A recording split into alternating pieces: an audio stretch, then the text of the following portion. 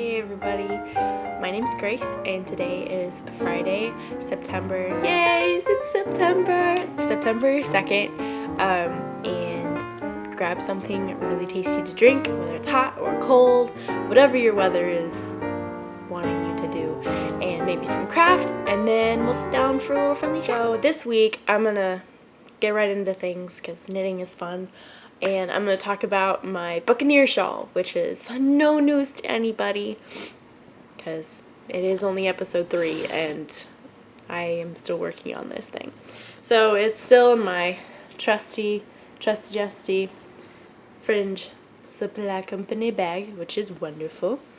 But I am on the last leg of this shawl and oh my goodness, I am so excited. It is massive and I have something fun to show you that I've done with this, and I really like how it turned out. So last week, I remember that I mentioned that I was running out of yarn for certain colors, and I was just like grabbing random bits of fingering weight from my stash to interchange that with, and I was like, I got a little too happy with that. I got a little too creative, I guess, which is never a bad thing, but all the different colors, they were just like, oh my goodness, pick me, put me in there. So I kind of had to. So I added some more colors and I didn't use all the ones I was supposed to. But that's okay because you know what? Like I said before, it's a make it work moment. I'm going to make it my own and there we go. Also, I'd like to apologize if I sound congested. The weather here for the past couple weeks has been really crazy with rain, and my allergies are just like, it's not great. So, that's why I sound a little funny right now. But, anyway, moving back to knitting. So, I added this purple in, and oh my goodness, I love it so much. I love how it... Here, I'll hold this up to you. I love how it makes the pink and the Edison bulb and even the blue just really pop. It brings it all together. I feel like it's just like a big compilation of all the different colors of the dark and the light and the pastel and the neon. And I'm really glad that it's just a little bit of it. I feel like if I had done it in this section, it might have been a little too drastic because these are thicker lines or thicker stripes, but because this is a smaller stripes, or yeah, smaller stripe, it's not as like, wow, that purple just looks like it was a random add-in because she didn't have enough yarn. I also really like the light purple here.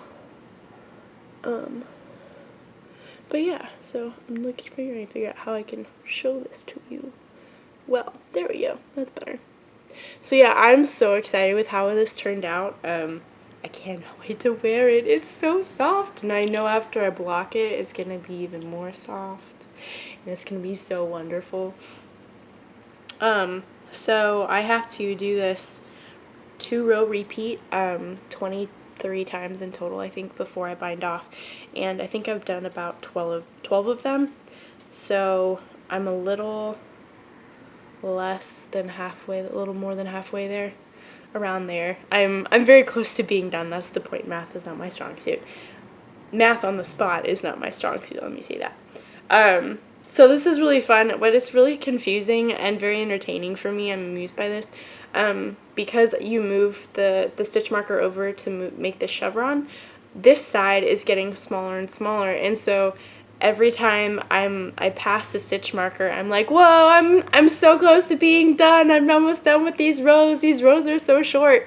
But in actual fact, I have this like massive other side to do, and every time I move it over, I'm like, I know I'm gonna think this row is getting shorter, but it's not actually getting shorter. But I can keep on telling myself that because I'm almost done. And then I can wear it. And football is starting soon, which, if you're like me, you don't actually really care about the football. You don't even understand the football. But you like the social part of it, and you like being with your friends, and you like the whole atmosphere, so that's why you do it. but also tailgating is a thing, and that's really fun, especially when the weather gets colder. Then I can wear that, and it'll be so wonderful, and who cares if it's not A&M colors, because you don't have to dress like an Aggie all the time, and all that jazz. That was a definite tangent, but that's okay. So, I've been working on this mainly just so I can get it done and I can like move on with my life. I say that in a negative way. I'm not saying that at all in a negative way. I'm really excited to have this done, and I'm just ready to knit new things.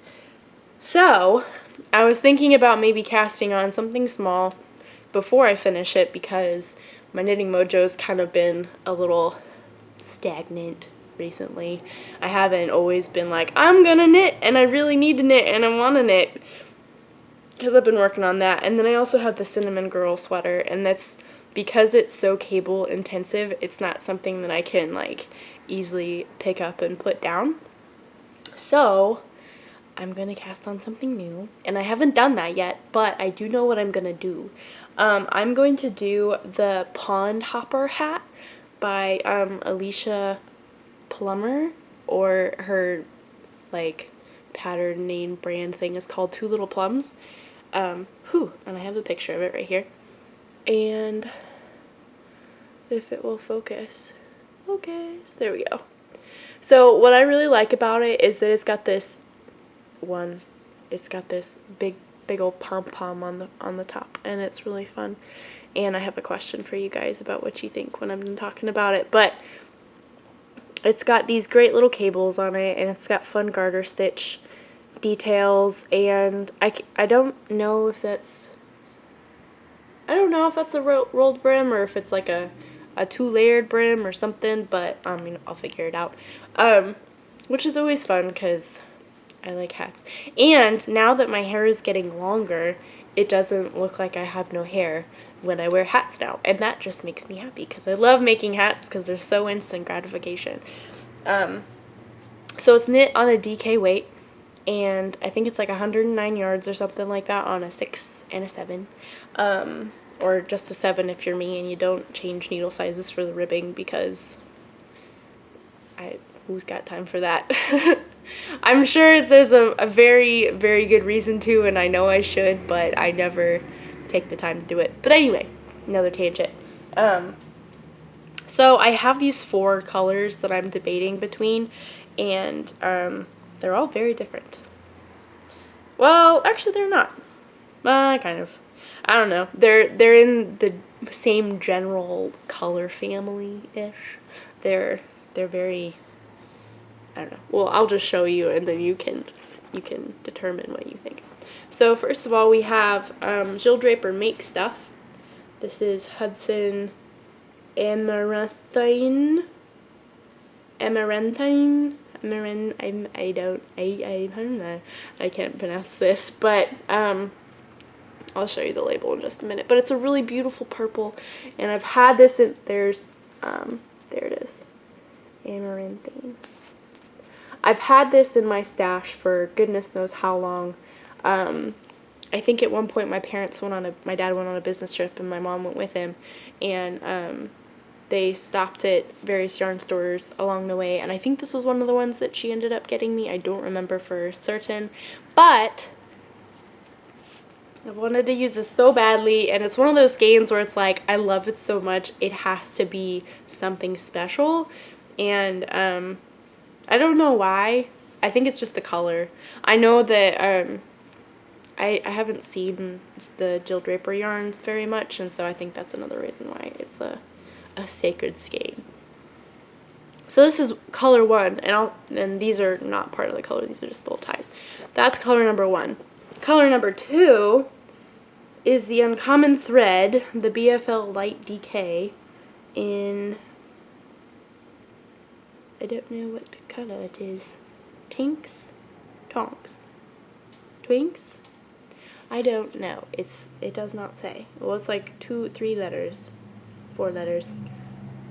Anyway, it's like a goldie. It's a really pretty, like, it kind of reminds me of like a dragonish gold, like the gold from from The Hobbit that Smaug is protecting, because we need Lord of the Rings references. It's kind of got like, it's got a slight halo to it. It's, like, focus. Come on. There we go. No, focus. Focus, focus, focus. There we go. So it looks really dark. It looks like it's got undertones of like a dark brown and like maybe even a black. It's got a slight halo, like I said. It's really nice and fuzzy. My mom also got this for me, and she got me another skein, but it's hard to find, for me anyway, things that I want to make that take 2 skeins of DK, unless it's a shawl. Anyway, so I have 2 skeins of this, but it would just take 1. And she got this for me while she was in England, about a year and a half ago, or maybe almost 2 years ago. So that's really fun. Another gift. Actually, I think all of these yarns are gifts from my mom when she went on trips and stuff. So that's cool. The second one is Madeline Tosh DK in the Molly Ringwald colorway, which I don't know if they sell anymore. But it's a really nice light pink, and I don't have any pink hats. I don't have any hats. I don't have hats any of these colors, so that is another thing to take into consideration. There we go. It's a really nice light pink. It's not like a baby pink. It's a little bit more saturated in person. The light is kind of making it a little washed out, but so it's more warm in person. So that's another possibility. I think that would be fun. And that definitely wouldn't have enough for that. Just checking the yardage. I realized that I didn't check the yardage before I came down here. So that's really great. And then the last one that I have is a Malabrigo color. It's out of the Rio Space. And this is the Glazed Carrot colorway. And it's like this bright orange, and it's just, I really like this color. It's just really happy looking, and I'm all for having crazy hats. I think that's a lot of fun, especially when you can have a contrasting pom-pom on top, which leads me to my next question, or my question, since I haven't asked questions before, or I haven't asked a question yet. So on the pattern, ooh, that did crazy things to my hair. On the pattern, on the project page. On the project page, the hat has like a fuzzy, like a fluffy pom-pom. And I know that you can get those very easily, and it's no big deal, and you just sew them on. But I could do that, or I could also make a pom-pom out of a contrasting color. So with the Molly Ringwald, I could probably do like a white or a gray or a blue. Who knows? I could do anything with that. With this, like a navy would be really pretty, I think. Or a cream would be really, really pretty as well. Cream would be pretty with any of these. The Glazed Carrot, I don't know. I'd have to think about this one. I don't know. It'd probably end up being like white or cream or something like that. Just because this would probably be pretty bam color. But that's another possibility. And then this one could be anything as well. It could be green, might be fun, like a fun light green, or like a pea green. I don't know. Or a yellow, like a mustardy yellow. Ew. Possibilities. I don't know. I'll figure it out. So those are my possibilities. I have to pick between those 4 for the hat, and I'm really excited about it because I love hats. They go quickly. There's something, excuse me, I have yarn fuzz. Oh, the problems of being a knitter. There's something really satisfying about doing ribbing for me. I don't know why. Even though if I do like 40 or like 50 rows of ribbing, 2x2 ribbing, I'm like, oh my goodness, I just want to be done with the ribbing. But if it's like 15 or like 20 or something like that, it's very satisfying because it makes such a nice material, and it's very like neat and precise, and it looks so clean, and you know that it's going to be a really great hat or something, or a sleeve or a sock. It's just so exciting. It's leading to new possibilities. I think that's probably why it is, because it's usually like cuffs of things. That's probably why. I hadn't even thought about, this is another tangent. I hadn't written this down. So, tangents. So that's really exciting. I'm excited to cast that on soon, because yay. I might do that after I'm done recording this, just because, and I'll turn on a podcast.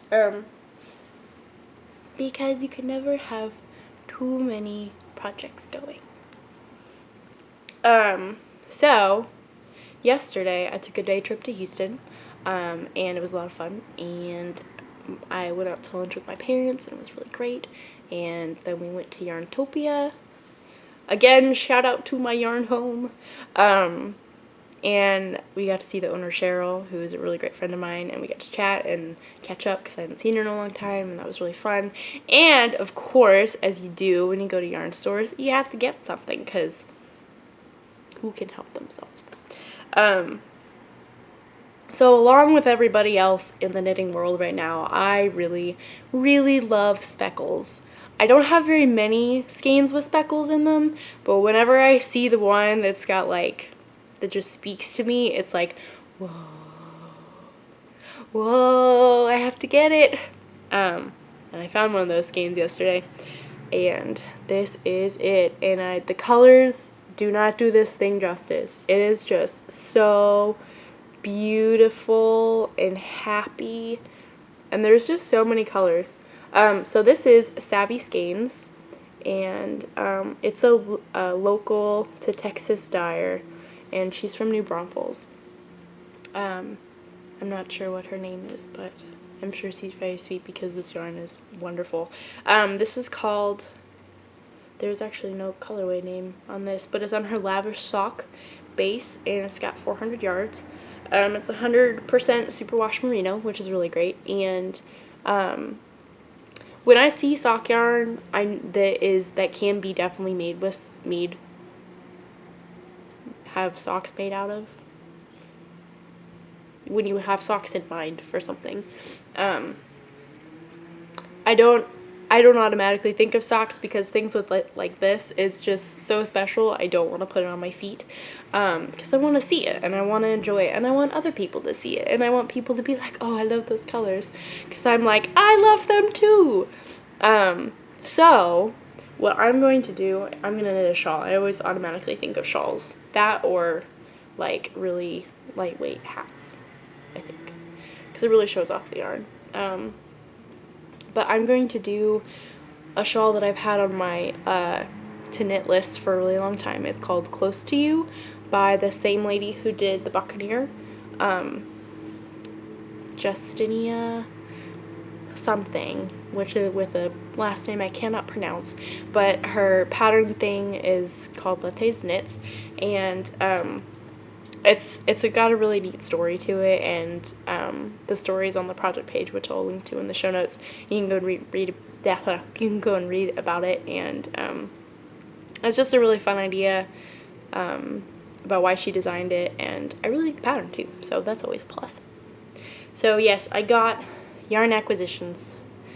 Yay, yarn acquisitions. So wonderful. I'm so excited to knit with this. So yes.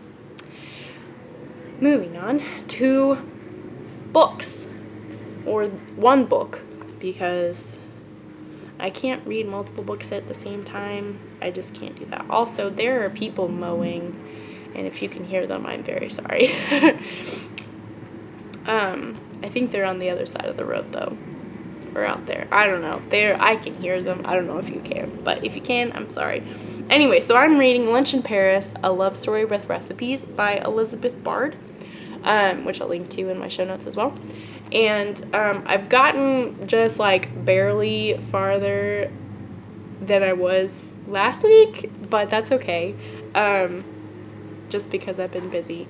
I've really enjoyed it because it's written from the view of an American who is living in Paris or like visits Paris on a regular basis, and so it's really funny to me because I was in a similar situation, and they're not jokes, but they're just like, it talks about, or she talks about the funny situations that you can be put in if you're an American or you're someone who doesn't like speak the language very well, and how do you deal with that, and it just makes things really funny in the end. Later it makes things funny. In the moment it's just kind of like, I feel so dumb, I don't know how to speak the language and I really should, but it's really funny. And then there's also really like references to places that I went and like food that I ate, and I really like that. It just makes me miss France, and it makes me want to go back. So I'm gonna continue reading this for sure, and I will let you know how it goes. So moving on to another thing that I've been very passionate about, no pun intended, because this is the Passion Planner.